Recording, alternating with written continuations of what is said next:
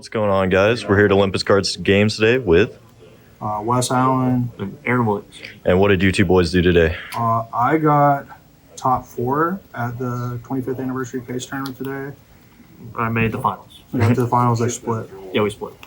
All right, and what were you guys playing today? So over kind of like the past 3 weeks, we've been spitballing ideas with rescue A's against each other. So that's why I want to do a dual profile to talk about the changes, because I feel like a lot of the stuff that you play in rescue A's is so similar that it's better to just talk about the experience on the cards and cards that we couldn't decide on, or the differences in our list compared to most other decks. Gotcha. All right, let's go ahead and hop in. So most of this is pretty straightforward so far. We've all played 4 airlifters, sometimes impulse, 3. We'll talk about this card real quick. 3 impulse. So how was it for you today? This card was pretty nice for me all day, especially with a card in my side deck that he didn't play actually. But for me, it felt really good all day. For me, this card was the worst card in my deck. I sided this card out along with, and we'll get to that as well, Fire Engine, which he also played. I sided these 4 cards out. I didn't even do the side 3 out. I sided all 4 of these cards out.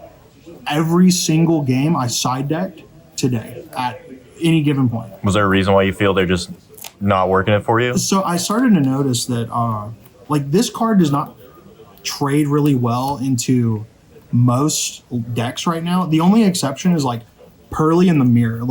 Now we played each other in Swiss in the last round, and this card determined who won the game. Yeah, back and forth. It was Impulse Wars. That was an Impulse War. So I based off of that, I think this card is very, very good if you expect the Mirror a lot. But outside of that, this has another interaction against Pearly, and then randomly there's times where you normal summon, use the effect, and blank something out, and then if they chain it, you can just chain it and get something out of your deck. But truthfully, I will probably cut this all together. My next list will probably just play 0 Impulse. But I will say, he was saying, there's a card in his sideboard that I think gives it a little bit more value. But we'll get to that when we get to the sideboard. And then the other stuff's pretty obvious, 2, that's obvious. 3 emergency, field spell, the 4, you're always playing this. Yeah. We're not playing Reinforce. Yeah, no Reinforce, that card's not very good. So that's it for the Rescue Ace cards. Pretty standard for the most part. This is where it gets kind of strange. I know this is a discussion a lot of people have is why not play 3 of this card? But honestly, I don't mind not seeing this card, because game 1 it feels very redundant. In game 1 I would much rather just resolve the field spell and the wanted cards to draw more cards. That feels a little bit more powerful game 1, because when we get to the extra deck, I will say our extra decks are completely different. 6 cards different, I think. And for me, this card was not as good. But we'll get to that when we get to the extra deck. But yes, I should probably play 3 of this card. I get it. Well, I also, another thing is that every single type, this is kind of like a hand trap format. Every time I was going second, I would side these out for more hand traps. Because getting the extra card, I feel like I'm less likely to brick. But also, I just needed to see more hand traps. I personally did not play against a ton of lists where I felt like I needed to do that. My sideboard pattern, I felt like I needed to keep this in. But I definitely agree with the mentality that he had.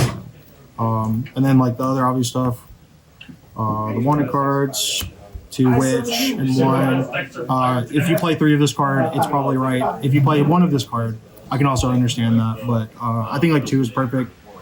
There's a world where maybe you just play 3, but it just helps you play through hand traps. That's the biggest thing is the more hand traps are in the format, the better the witch gets, and then the 1 spell. I've thought about playing 3, but I actually don't have 3, so the option has kind of made the decision has been made for me. It's made by what you have. Yeah, exactly. And then that's it for the engine that is not Rescue Ace, and then for hand traps. So there's one small change here that also leads into the sideboard. So he played 3 Valor, I played 2. He played 2 Imperm, I played 3. And when we get to the sideboard, this makes more sense. Obviously, this card's a FTK. If anybody has a CR, please hit me up. This card felt okay today. I didn't really play against a lot of matchups where it was like super good, but man, every time I resolved this card today, it won me the match like, immediately. Yeah, same for me. And then like I feel like these are interchangeable and they're kind of the same. But it makes more sense for him to play the other ratio. I know it's like wild to not play 3 Imperm, but like I said, it makes more sense. Yeah, I personally just wanted to keep it at 42, and I couldn't really cut for the 3rd Imperm. I do, it is great. But. And then for extra deck, the Dragonite, best Pokemon. So the cards that we played the same were Linkuriboh, 2 Little Knight, IP, the Charmers. Charmers were insane all day. I played Unicorn, but we'll get to the other stuff. I played Celine, he played Celine, Access Code, obviously. And then we both played Typhon, and then we both played. For me all day, but yeah. I never summoned it today at all. I did not really have a chance to. Before we move into the other stuff, do you guys feel like the 2 Little Knights is necessary, or you just feel like you put it in there just because? Unfortunately, I think it's completely mandatory for this version of the deck. Like it kind of feels bad because you would think like it only really comes up when you play like the Solde combo, which I think we both were for the longest time, but. We had one regional experience with it, and it was awful. So I think we both got it at that point. It's also that version is worse into hand traps, and this is kind of like a more low to the ground version. That's just a bit more like versatile, like the Charmers. I'm playing like a bigger Nightmare package, which that leads into the differences in our extra. Like we both played Dweller. How did you consistently make Dweller? I did not make this card all day. Yeah, I almost did, but I got Imperm. So I played like the whole Dweller package, mainly because I was like super afraid of Unchained specifically, but also like the moment you're playing against tier, it's really good. But I did not actually summon this card today, but I feel like it is necessary to play. And then the other 2 cards that he played, so the Nightmare Phoenix. This card was good all day. I played Anima as well. He didn't play that. This card was also crazy for me. If I had a 16th slot, it probably would have been Anima. Nobody respects that card anymore. And then the last 2, you played Apo and Underworld, which I never made a single time. Which I agree with that because it gives you a little bit more flexibility and gives you an in-deck out to Pearly, and also like randomly because of Impulse, you get enough bodies that like sometimes turn 1, you can just make this card for free, and then like this plus Turbulence Resolving is like I don't know how you beat that reasonably. I decided to play Sunlight Wolf Heat Soul, mainly because since I was playing so many hand traps and this was the first time I ever played an event where I maxed out on the impulses. So I felt like, this lets you like play through hand traps because if they hand trap you enough onto your turbulence, then and you did like that doesn't resolve, you kind of need a backup plan. So to me, the best thing was like gain follow up with that, climb into this, draw 2 cards when I'm playing 1, 2, 3, 4, 5, 6, 7, 8 hand traps that I can draw off of it, including impulse. This was really good for me today.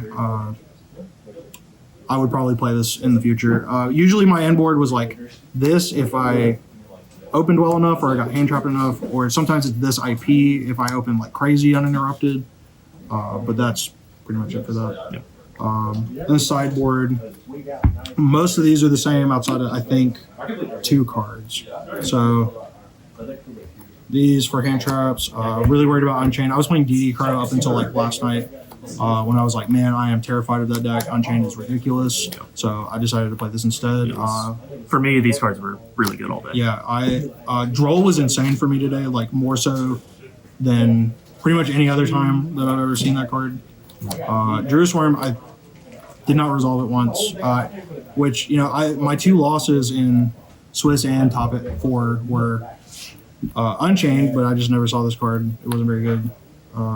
So that's it for the hand traps. So this was a big difference, and this is the card we were talking about in his list that makes like the impulse a little bit better and makes like not drawing imperm off of it is good because like in combo matchups, you can talk about this card. Oh yeah, rambling on. Oh yeah, you're good. So yeah, basically I just wanted to always.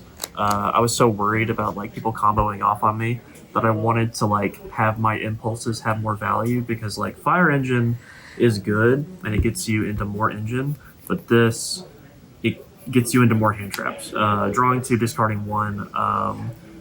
Is really strong and drawing into more stuff. I just wanted to see more interruptions that I could. Unfortunately, I never actually summoned this the entire day.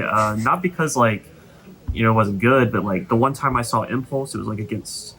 I saw it against Tier and I saw it against Unchained. And this into those matchups is actually not very good because like they can like definitely play around that, and Unchained like never adds, so like this is not good into that. But I do still like it in like it came up. I almost did it in Infernoble, but he kind of had like a brick hand. But I still think the theory behind this is sound. I do like this as a one-up.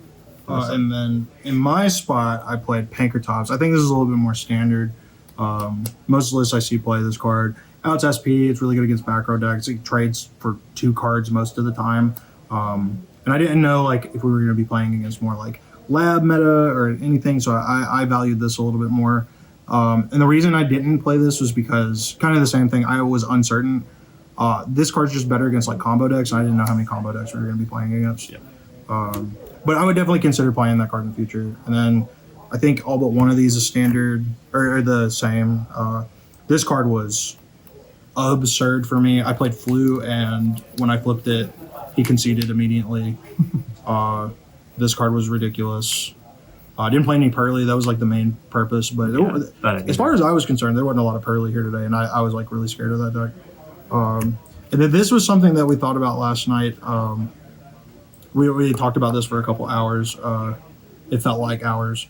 So most lists will play like Solemn Judgment. I know some lists are playing Anti-Spell. I was playing Anti-Spell until last night, but we were talking about it. It's like, games 2 and 3, it really just feels like most lists are just going to like flood you with hand traps. So these let you like counter that. And like, honestly, if your turn 1 combo is resolving, like if you're able to stick a Turbulence and resolve it, you're probably winning the game 100%. So these cards just let you do that. This card was not very good for me today. This card was really good for me today. It let me stick a Turbulence twice. So those 2 games I probably wouldn't have won either way. And then this was a difference, and I actually don't know why this is different. He's playing 2 Lightning Storm. I'm playing Feather Duster Lightning Storm. Why? I just like the versatility of Lightning Storm. That's it. Over Harpy's Feather Duster. I just like having both options available to me. That's fair. This card is insane. I couldn't say no. That is one thing I will just hard disagree on, but that's why I cooked you with it. You did cook me with it. That's true. That is very, very true. But you also would have just cooked me with Feather Duster. Yeah. It's the same card. Anyway, that's the list. Hope this was somewhat informative to people who are like struggling with Rescue Ace, trying to figure out like which version of the list. As you can see, there's like 3 million ways to play these decks. I don't think any of them are necessarily wrong unless you play the Firewall thing. I think that's ass. But so I feel like we went over everything, but is there anything else you guys can think of that you might change in the future? Any ratios to mess around with? Or I will take the Impulses out of my deck and the Fire Engine and cut them in half. That was like the worst card in the game for me. No, I think I'll stick with it personally. The duality of man. yeah. No, I liked it. So shout outs. So I'm gonna give a shout out to Levi and Chandler for ruining my day. They know what they did. Shout out to Iron City Games, my locals, and the store I work for. Shout out to Pink TCG. I'm not wearing any of my gear, but if you're ever on TCG Player and you see Pink TCG, that's me. Please help me. I am poor. Buy my cards. Real quick, shout outs to my car. Wes drove me here, homie. Andrew D. But also shout outs to Tyler, Adrian, and Josh. That's all right. Well, thank you guys for the deck profile. And shout out to Aaron for putting up with me schizo posting at like 4 a.m. about Rescue Ace Theory. That's all right. Well, thank you guys for the deck profile, and we'll catch you all next time. Peace. Adios.